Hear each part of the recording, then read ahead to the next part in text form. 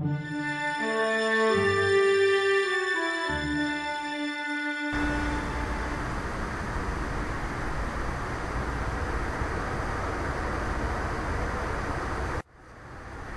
embrião tem somente 6 semanas de desenvolvimento embrionário.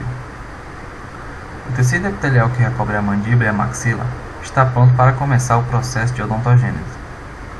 À medida que as células epiteliais da camada basal se multiplicam, elas sofrem uma invaginação em direção ao ectomesênquima. Vamos ver internamente a mandíbula observando como ocorre esse processo. Inicialmente, a cartilagem de Meckel dá suporte para o desenvolvimento de duas lâminas, a lâmina dentária e a lâmina vestibular, começando a primeira fase chamada de botão. Os botões correspondem à proliferação da lâmina dentária e o início da formação dos dentes descidos. Vale salientar que nessa fase, o ectomesênquima subjacente apresenta uma discreta condensação celular. Em seguida, temos a fase chamada de capuz, caracterizada pela intensa proliferação das células epiteliais. Nessa fase, há a formação do órgão do esmalte, mostrado em verde na figura. A formação da papila dentária, representada pelas células ectomesenquimais condensadas logo abaixo na figura, e a formação do folículo dentário, região mais periférica do botão. A todo esse conjunto de estruturas denominamos de germe dental.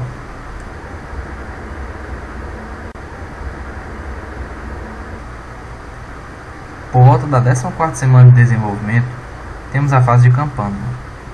Nesta fase, observa-se um crescimento mais exagerado das bordas do capuz, apresentando um aspecto de sino.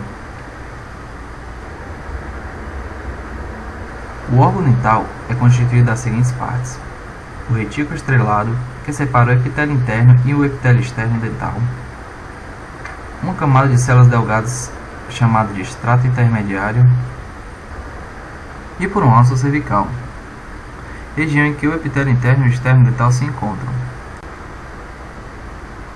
Quando o folículo dental e a lâmina dentária se separam do epitélio oral, termina-se assim a fase de campânula e inicia o processo chamado de coroa, ou campânula avançada.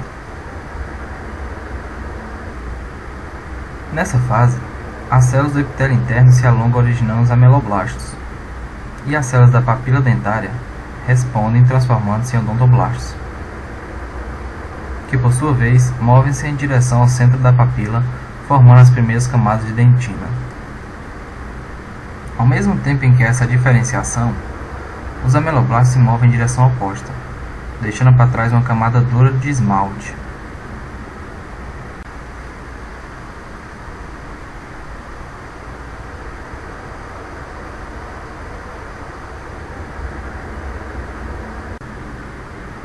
Ao crescimento da alça cervical, chamamos de bainha epitelial de Hartley. Continuando o processo, os odontoblastos permanecem produzindo a matriz dentinária, formando assim a raiz radicular. O processo de odontogênese é finalizado com a formação da dentina radicular junto com o fechamento do ápice, tendo assim por fim a erupção dentária.